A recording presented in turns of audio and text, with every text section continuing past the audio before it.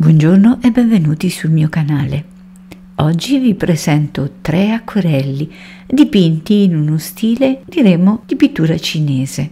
Riconosco di non essere all'altezza, ma io sono qui a farvi delle proposte e nell'ambito di uno stile eclettico che cerca di prendere il meglio da tutto quel che gli piace, penso ci stia benissimo all'interno della nostra casa anche utilizzare un po' di stili orientaleggianti. D'altronde questa non è una novità, è già stato fatto nel periodo barocco. È stata una pratica utilizzata all'interno di castelli e ville nel periodo settecentesco la presenza di cineserie, sia in ambito architettonico che in ambito artistico ed artigianale.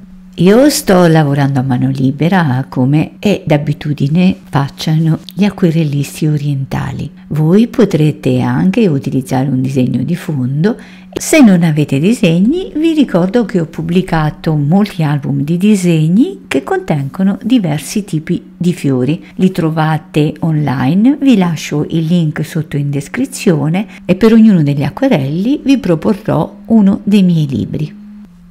Tengo a precisare che questi acquerelli sono stati realizzati non con i colori ad acquerello ma con gli acrilici. Questo perché gli acquerelli sono troppo trasparenti, mentre nell'acquerello lentale i colori hanno una consistenza e una coprenza maggiore. Inoltre è presente il bianco, colore che non esiste all'interno dell'acquerello puro. Ora mi taccio, non prima di avervi detto: mettetemi un like e iscrivetevi al canale se non lo siete già. Sappiate che quel che faccio lo faccio con piacere, ma ho bisogno del pubblico, altrimenti il mio lavoro va perso. Metteteci anche un po' di soddisfazione personale quando vedo molti like, molte visualizzazioni e anche i commenti. Vi lascio guardare il video, vi ringrazio. E ricordatevi l'appuntamento col mio canale sempre il giorno di lunedì alle ore 21.